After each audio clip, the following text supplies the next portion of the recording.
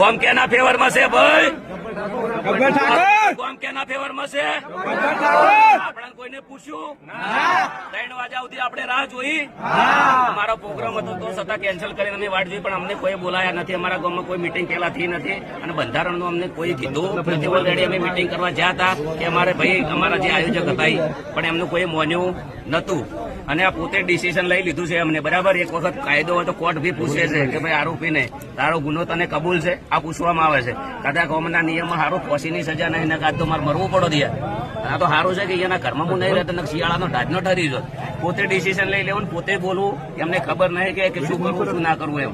અને જે 4-5 જણા છે એ ગામના છે, એ લોકોને ખાસ કરીને મને નેચો દેખાડવાની વાત કરી છે અને એ લોકોને જ આયોજન કર્યું છે.